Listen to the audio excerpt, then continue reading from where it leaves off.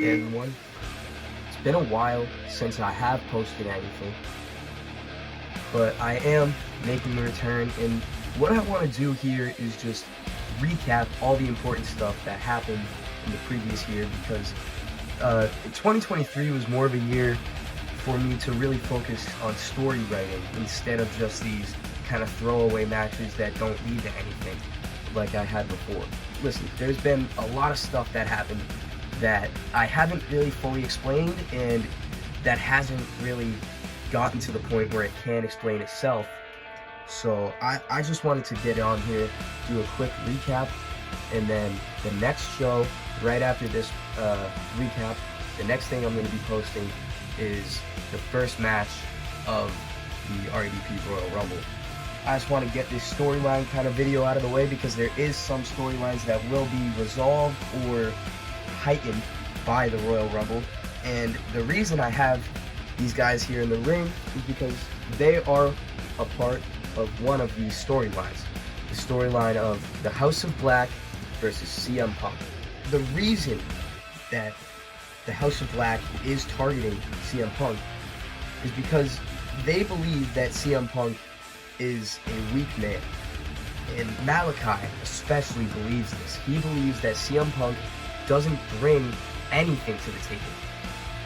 Basically, Malachi just truly believes fully in his heart that CM Punk cannot offer anything towards AJ.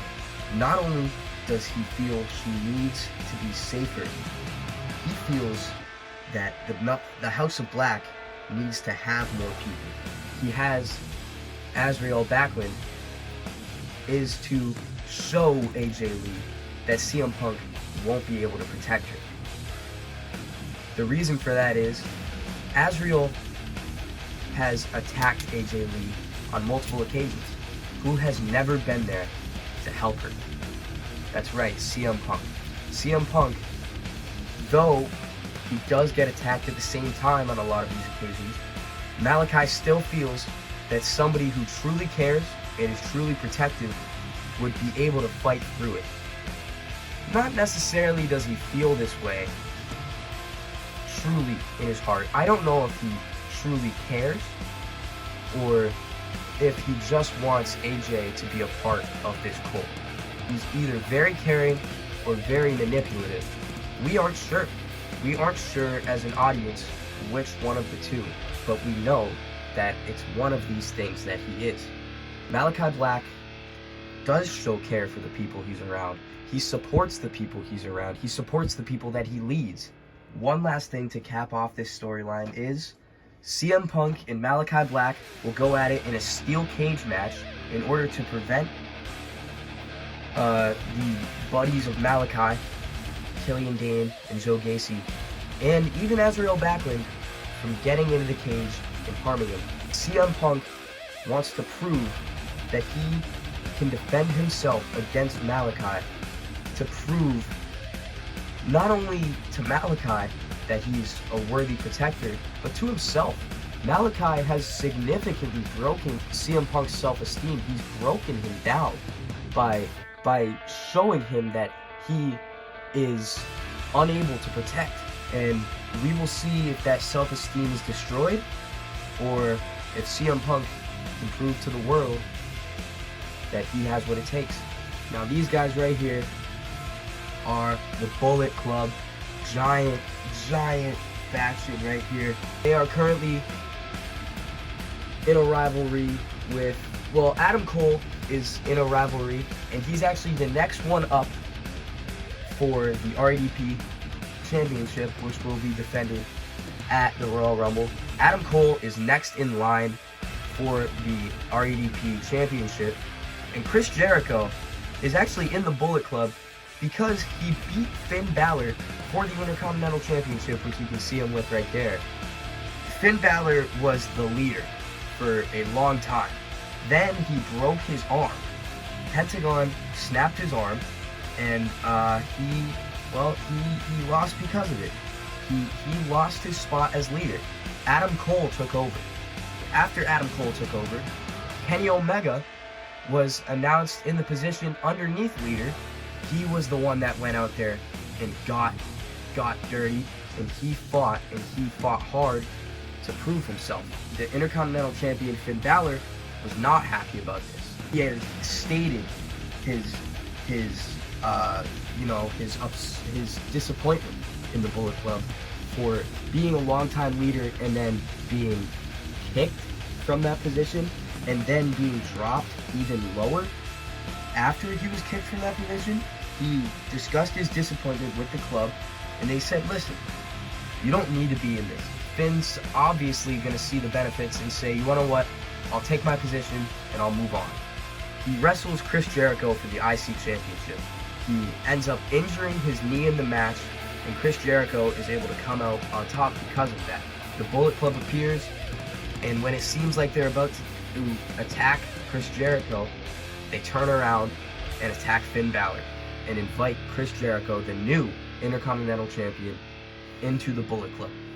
Balor is obviously upset about this. Not only did he get injured again, so he has time off, so he has extra time to think about what just happened, but he also lost his championship. He lost these people who he trusted and who could back him up. And it's Finn Balor against the world. Kip Sabian, who is the RDP champion, has been attacked by Adam Cole. Adam Cole attacked him. And this was before Jericho joined. Jericho is a valuable asset, and he is very much worth the amount of scouting and the amount of effort they put into him in the betrayal because of his experience. Now here's the thing. Finn Balor is still really, really salty, and he is going to be going up against Kenny Omega as a way to strike back against the Bullet Club, and he feels if he takes out Kenny Omega significantly or beats him significantly, then maybe, just maybe, they'll realize the mistake they made. Now, as for Adam Cole's storyline with Kip, he attacks Kip Sabian after his match with Chris Jericho, where he won. Adam Cole believes that Kip Sabian is a no-good, only appreciated for his looks, and he feels that he's a disgrace to wrestling. Adam Cole wants to put away the trash, his words, not mine, that is Kip Sabian. This story right here is the Mysterios versus the Blackpool Combat Club, and it's also Darby Allin versus Bryan Danielson. Bryan Danielson got eliminated in the qualifying battle royal for the All-Atlantic Championship by Darby Allin.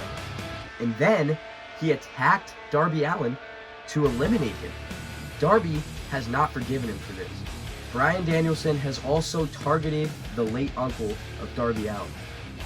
He's also not forgiven him for that either, which, like I said, I do not blame him for, because I know I would be incredibly angry if somebody were to target somebody that meant so much to me like that. During the Tag Team Championship qualifying tournament match between the Mysterios and the Blackpool Combat Club, Darby Allin interfered and got the Blackpool Club disqualified after Bryan Danielson, he beat the hell out of Dominic Mysterio, gave him a very severe concussion, just kicked his face in on the floor, and it was a really rough scene. He got stretchered out. And Rey Mysterio, having to watch all this, probably resents Bryan Danielson at the moment, but he wants to make up for what happened. One last thing I want to get into before we look at the championship pictures is the tag team tournament picture. The tag teams we currently have, and I'm just going to put one member of the team to represent the team so the ring doesn't get too filled up. Team 1, Mysterios. Team 2, here in the tournament, Hookhausen. Team 3, the Disciples.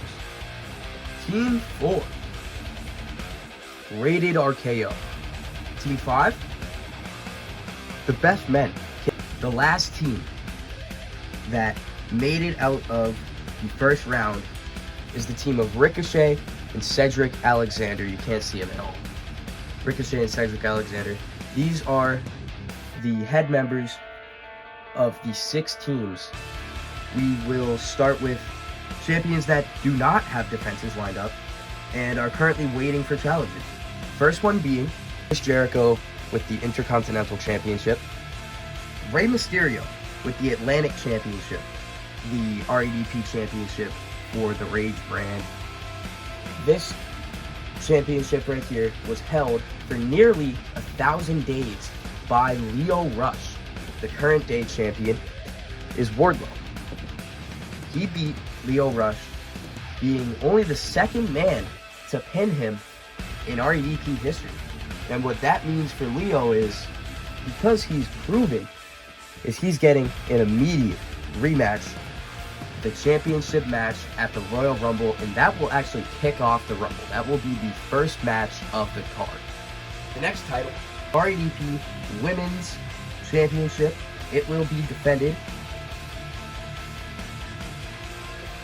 by champion Penelope Ford at the Royal Rumble against Alexa Bliss, who I cannot find right now somehow. The next champ we're looking at here is already in the ring, Kevin Owens. And the man he will be taking on the night after the Royal Rumble is Andrade. Now, these two do not like each other.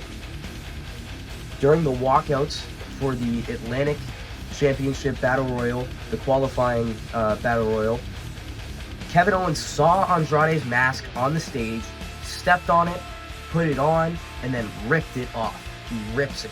Andrade obviously feels disrespected, and for that reason, Kevin Owens will be taking on Andrade the night after the Royal Rumble. Now, this is the last title shot we're going to be talking about. This is going to be the match to really show Kip Sabian is either as good as everyone in RADP says he is, and he's as good as his, nearly 3,000 day reign, or Adam Cole will prove himself right when he says that Kip Sabian is overrated and just hasn't faced anybody like him.